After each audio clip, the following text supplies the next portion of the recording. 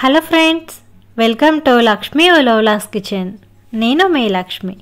ఈరోజు వీడియోలో టేస్టీగా ఉండే స్నాక్ ఐటెం చేసి చూపించబోతున్నానండి. అదేంటంటే ఆలూ సమోసా. సమోసా అంటే చాలామంది బాగా ఇష్టపడతారు కదా, ఎక్కువగా బయట కొనుక్కుంటూ ఉంటాం. కానీ మనం ఇంట్లోనే చేసుకుంటే చాలా ఈజీగా చేసేసుకోవచ్చు అండ్ టేస్టీగా చేసుకోవచ్చు.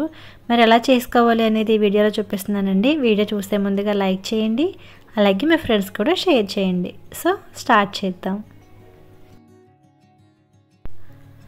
నేను ఇక్కడ ఆలూ సమోసా చూపిస్తున్నాను కదండి, దానికోసం 1/2 కిలో ఆలూ తీసుకుని బాయిల్ చేసి ఉంచుకున్నాను. వీటిపైన తొక్క ఏదైనా ఉంటుందో అది తీసేసుకుని వీటిని ఆరబెట్టుకోవాలండి, తడి లేకుండా. ఒక పావు గంట పాటు ఉంచుకుంటే సరిపోతుంది. ఇవి తడి ఆరేలోగా పిండి ఎలా కలుపుకోవాలో చూద్దాం. దానికోసం బౌల్ తీసుకుని ఇందులో 1 కప్ మైదా పిండి యాడ్ చేసుకోవాలి. మైదా పిండి యాడ్ చేసుకున్న తర్వాత 20 గ్రామ్స్ బటర్ కూడా యాడ్ చేసుకోవాలండి. బటర్ వేసుకుంటే కనుక సమోసా చాలా క్రిస్పీగా వస్తుంది. బటర్ వేసుకున్న తర్వాత 1/2 టీ స్పూన్ వాము కూడా తీసుకుని ఈ విధంగా చేతితో క్రష్ చేసుకుంటూ వేసుకోవాలి. ఇప్పుడు రుచికి సరిపడగా సాల్ట్ యాడ్ చేసుకోవాలండి. నేను ఇక్కడ 1/2 టీ స్పూన్ సాల్ట్ కూడా యాడ్ చేసుకుంటున్నాను. సాల్ట్ వేసుకున్న తర్వాత ఒకసారి బటర్ అంతా కూడా పిండిలో బాగా కలిసేలాగా మొత్తం కలుపుకోవాలి. అంటే బటర్ అంతా కూడా పిండిలో మెల్ట్ చేసేసుకోవాలండి, నేను ఇక్కడ వీడియోలో చూపిస్తున్న విధంగా. ఇలా చేసుకుని అప్పుడు మనం పిండిని అనేది మిక్స్ చేసుకోవాలి. బటర్తో పిండిని బాగా కలుపుకున్న తర్వాత ఈ విధంగా మనం నొక్కితే గట్టిగా ఉండాలండి. ఇలా ఉంటే కనుక పర్ఫెక్ట్గా ఉన్నట్టు. ఇప్పుడు ఇందులో కొద్దిగా వాటర్ వేసుకుంటూ పిండిని కలుపుకోవాలి. ఒకేసారి ఎక్కువగా యాడ్ చేయకుండా మన అవసరాన్ని బట్టి కొంచెం యాడ్ చేసుకుంటే కనుక పిండి అనేది లూజ్ అయిపోకుండా కరెక్ట్గా ఉంటుంది. మనం చపాతీ పిండి ఏ విధంగా అయితే కలుపుకుంటామో ఆ విధంగా ఉంటే సరిపోతుంది. మరీ గట్టిగా కాదు, మరీ పల్చగా కాదు.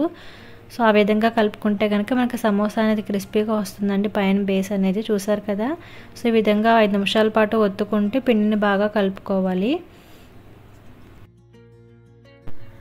పిండిని ఈ విధంగా కలుపుకున్నాం కదండి. ఇప్పుడు దీన్ని ఒక పావు గంట పాటు నానబెట్టుకోవాలి. అలా నానితే కనుక సమోసా పైన బేస్ అనేది బాగా వస్తుందన్నమాట. ఇలాగ ఒక బౌల్ తీసుకుని మనం ముందుగా పొటాటోస్ని బాయిల్ చేసి ఉంచుకున్నాం కదా, వాటిని మ్యాష్ చేసుకోవాలి. మరీ మెత్తగా కాకుండా కొంచెం వీడియోలో చూపిస్తున్న విధంగా, అంటే ముక్కల్లా ఉండేలాగా మ్యాష్ చేసుకుంటే సరిపోతుంది. ఇప్పుడు ఇందులో 1 టీ స్పూన్ మిరియాల పొడి వేసుకోవాలండి. అలాగే 1 టీ స్పూన్ కారం కూడా యాడ్ చేసుకోవాలి. మిరియాల పొడి వేసాను కాబట్టి కారం అనేది తక్కువగా యాడ్ చేసుకున్నాను. మీకు ఇంకా కావాలి అనుకుంటే కనుక పచ్చిమిర్చి కూడా కట్ చేసి వేసుకోవచ్చు. కారం వేసిన తర్వాత 1 teaspoon garam masala powder కూడా వేసుకోవాలి. ఇప్పుడు 1 టీ స్పూన్ చాట్ మసాలా కూడా వేసుకోవాలండి. ఇవన్నీ వేసుకున్న తర్వాత కొంచెం కొత్తిమీర కూడా చిన్నగా కట్ చేసుకుని వేసుకోవాలి. ఇప్పుడు మనం వేసుకున్న మసాలాలన్నీ కూడా పొటాటోకి బాగా కలిసేలాగా కలుపుకోవాలండి. ఒక 2 నిమిషాల పాటు బాగా కలుపుకున్న తర్వాత ఇందులోనే కొంచెం పసుపు యాడ్ చేసుకోవాలి. పసుపు వేసుకోవడం వల్ల కలర్ అనేది బాగుంటుంది. అలాగే 1 టీ స్పూన్ సాల్ట్ కూడా వేసుకొని మళ్ళీ ఒకసారి అంతా కూడా బాగా కలిపేసుకోవాలి. ఈ విధంగా కలిపి పెట్టుకుంటే మనకి స్టఫింగ్ అనేది రెడీ అయిపోతుందండి. ఇలా కలుపుకొని దీన్ని పక్కన ఉంచుకోవాలి. ఇప్పుడు మనం ముందుగానే పిండి కూడా కలిపి ఉంచుకున్నాం కదండి, దాన్ని ఒకసారి మళ్ళీ ఒక 5 మినిట్స్ పాటు ఒత్తుకోవాలి. ఒత్తుకుని వీడియోలో చూపిస్తున్న విధంగా చిన్న సైజ్ బాల్స్ లాగా తీసుకోవాలి. మనం ఈ బాల్ అనేది చిన్నగా తీసుకుంటే సమోసా చిన్నగా వస్తుందండి, ఒకవేళ పెద్దగా తీసుకుంటే పెద్దది వస్తుంది. మనం బాల్ తీసుకుంటే సైజుని బట్టి సమోసా సైజు కూడా వస్తుంది. ఇలా రౌండ్గా చేసుకొని మనం కొంచెం పిండి వేసుకొని అప్పుడు మనం చపాతీ ఏ విధంగా అయితే చేసుకుంటామో అలానే ఒత్తుకోవాలి. మరీ పల్చగా ఒత్తుకుంటే కనుక బాగుంటుందండి, దలసరిగా కాకుండా, అంటే క్రిస్పీగా వస్తుంది సమోసా అనేది పల్చగా ఒత్తుకోవడం వల్ల. ఇది రౌండ్గా కాకుండా ఓవెల్ షేప్లో చేసుకోవాలి సమోసా కోసం మనం. వీడియోలో చూపిస్తున్నాను కదా, ఈ విధంగా ఒత్తుకోవాలి. ఈ విధంగా మనం చపాతీని ప్రిపేర్ చేసుకున్న తర్వాత దీన్ని సెంటర్కి కట్ చేసుకోవాలండి. నేను వీడియోలో చూపిస్తున్నాను చూడండి, ఈ విధంగా సెంటర్కి కట్ చేసుకొని అప్పుడు చివర్లో అంచులు ఏవైతే ఉన్నాయో వాటిని వాటర్తో తడి చేసుకోవాలి. ఇలా తడి చేసుకొని నేను ఎలా చూపిస్తున్నానో జాగ్రత్తగా చూడండి. ఏ అయితే కార్నర్స్ ఉన్నాయో ఆ రెండింటిని కూడా కలపాలండి. ఈ విధంగా కలిపి అప్పుడు ప్రెస్ చేస్తే కనుక వాటర్ మనం అంటించాం కదా, తడికి అంటుకుంటుంది.